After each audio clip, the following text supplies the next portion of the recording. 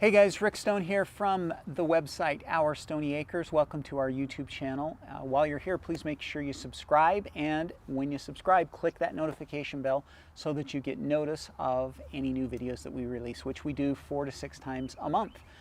Okay, so I'm out in the garden today and we're going to talk about tomato pruning, and it turns out that it's really hard to come up with a correct camera angle to actually pull off pruning tomatoes. So hopefully this works out and you guys will be able to see it. So we're going to talk today about how to sucker prune indeterminate tomatoes. So first and foremost, I want to make sure that you guys are clear. This is for pruning of indeterminate tomatoes. If you don't know what variety your tomatoes are, go look it up. You don't want to prune determinate tomatoes. You're only going to prune indeterminate. Determinate tomatoes, as the name implies, they only grow to a certain size, and so they're limited and they're determined in their size, and you don't want to be doing a lot of pruning. The only pruning that I would recommend that you do on a determinate tomato is maybe just down here low. You're going to get rid of some of the branches that might be touching the ground or something like that. But this then, what we're going to talk about today, is pruning for indeterminate tomatoes. And indeterminate tomatoes just keep growing and growing.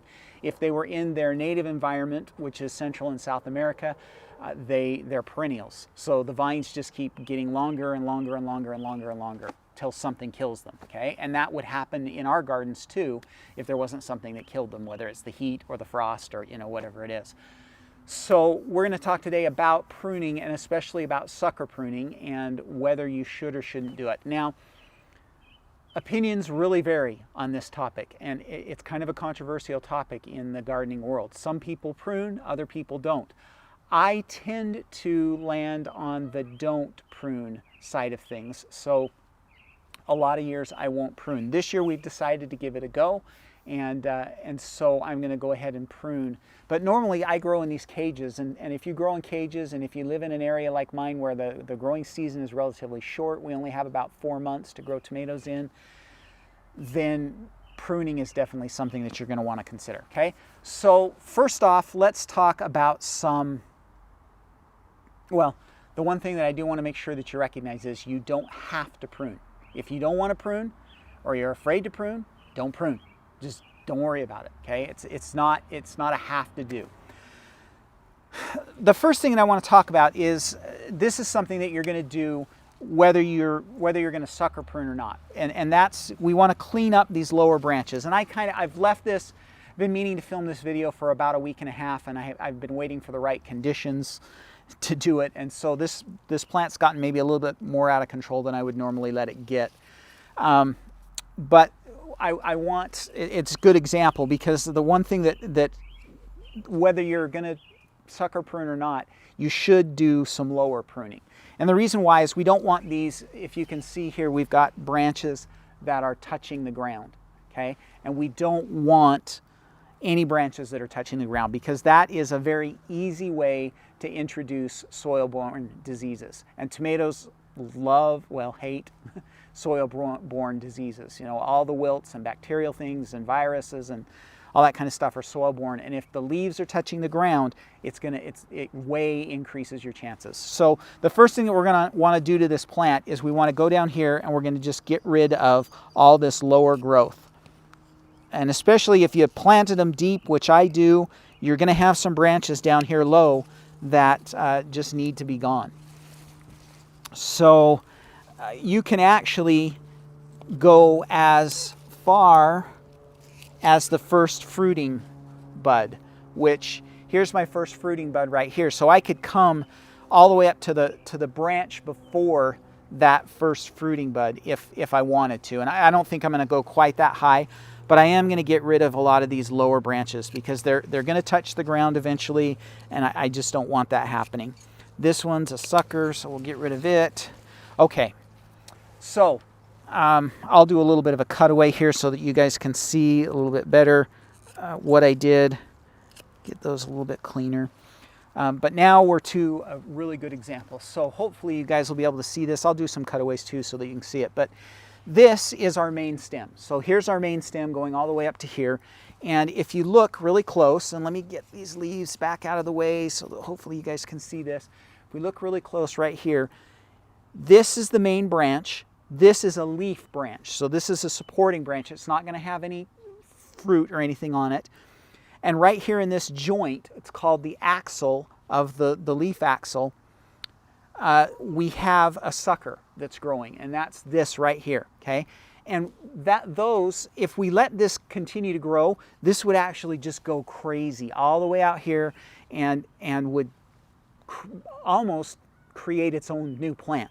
And so it's going to expend a lot of energy, and it's going to make a big mess. And so especially these lower suckers you want to get rid of. And so it's really simple to do this. And when I'm cutting a leaf branch, I like to use clippers, but the suckers actually will just kind of snap off. And then there you go. So anything that's growing in the joints, we're just going to get rid of. And that is called sucker pruning. So there's another one right there. And here's our first fruiting bud right there. There's a sucker. Can you guys see that one? I don't know if you probably can't. If you look right here in between these two, we've got a sucker growing. We're going to get rid of that one. Okay, so that looks like it's it for this plant. So I'll go ahead and do a cutaway as well so that you guys can see it up close. But that is sucker pruning, and you can continue to do that throughout the season if you want. I usually will do it once early in the season, and then I kind of just let it go from there because I only have so much time, and I do want to get flowers on there, and so I will go ahead and leave it there. Oh, here's one more. So that's actually a pretty big sucker. We're going to cut that one off, and we'll pull that out. And I'm going to hold on to that one because we're going to talk about what we can do with these here in just a minute. So especially down low, you want to just get rid of all those suckers. And like I say, if you want to keep a nice, neat, tall plant that just has a central stem and that's it, you can continue to sucker prune all season long. And you just go through and pull those off, and away you go, okay? So what else do we want to talk about? Let's talk about these beauties, okay? So this is a sucker, and for those of you that live in the warmer climates where you're going to actually plant tomatoes more than once, so you may have a spring planting and then a later summer, fall type planting, which I'm jealous of that. There's no way we would ever have that. You can actually create clones to do that with. And the way you do that is by rooting these suckers. So if you pull one of these suckers out, and it can be a big one like this, or it can be one of the smaller ones. Let's see if we've got one of the small ones here. Here we go. It can be a smaller one like this one as well. But as long as you've got a nice piece of stem, is what's going to happen is there's 3 different ways that you can root these. You could put it directly in the ground if you wanted, and it will root. You'll have to water it like crazy and make sure that you're really careful to water it for about 10 days, but that'll root out in the ground. Or you can take these inside and stick them in some potting soil, a pot full of potting soil. Same thing will happen. Or the other thing you can do is you can actually just put them in a jar of water, and it'll root out. After about 10 days, it'll start growing roots all the way along the stem. Then you can take it out and transplant it into a pot and then use it later on in your garden. So that creates a clone of your plant, and that's a very easy way to get new tomato starts for those of you that have a season long enough that you need new tomato starts, which I don't. Okay, the other thing that I do want to talk about, and it's a little bit hard to demonstrate this on a new plant, and obviously I'm not going to do that, but as the year goes on, this main stem is going to continue to grow, and they can get in warmer climates 15, 20 feet long, sometimes that long. But for those of us that live in colder climates, as those continue to grow through the season, especially as we're starting to get close to our frost and we're going to lose our tomatoes anyways, it doesn't do us any good to have that main stem continuing to grow.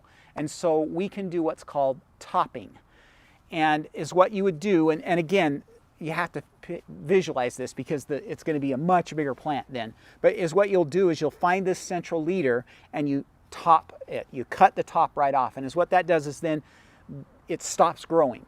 And instead of adding more fruiting buds, adding more leaves, it'll stop, and it'll just focus on making sure that the fruit that's already there ripens, okay? And again, remember, it's going to be a much bigger plant at that stage than it is here. That's a good technique for those of you that live in cold climates and are going to lose your tomatoes to frost in 4 to 6 weeks anyways, if you top your plants, that will force them to ripen the fruit that's already there, and they'll also stop trying to grow additional fruit. They'll stop growing extra leaves, and they won't set any more fruit, because any fruit that sets in the last 4 weeks of a tomato's life before it gets killed by frost is never going to get ripe anyways. So why do we want it to be there? So that's a good idea, again, for those of you that live in colder climates and you don't want your tomatoes to waste all that energy the last 4 weeks growing more. Instead, you want them to ripen. So that's called topping, and you would do that towards the end of the season. Okay? All right, so I've running out of light, and I've still got I've got 4 plants done. I've still got 6 more to finish up here, so I better get after it. So if you have any questions, please leave them down below. Hopefully, I tried really hard to make sure we got the right angle, and I've done several cutaways, so hopefully this video turns out and it's helpful for you. Again, if you have questions, leave them in the comments down below. Let me know what you thought of this video. If you liked it, please give it a thumbs up. Make sure you subscribe to our YouTube channel and click that notification bell. Also, I did want to remind you that we do have the Gardening Academy, which is our monthly membership service where we deliver weekly content to you to help you become a better gardener. Lots of fun stuff. I don't want to spend an hour explaining everything that goes on in the Gardening Academy, but it's a lot of fun, and there's a link down in the description below that will take you out to our website where you can learn more about the Gardening Academy and join us, because I would love to have you be a part of the Gardening Academy. Okay, that is all I have for this week. Hopefully you guys enjoyed this. Everybody have a great week. Happy gardening.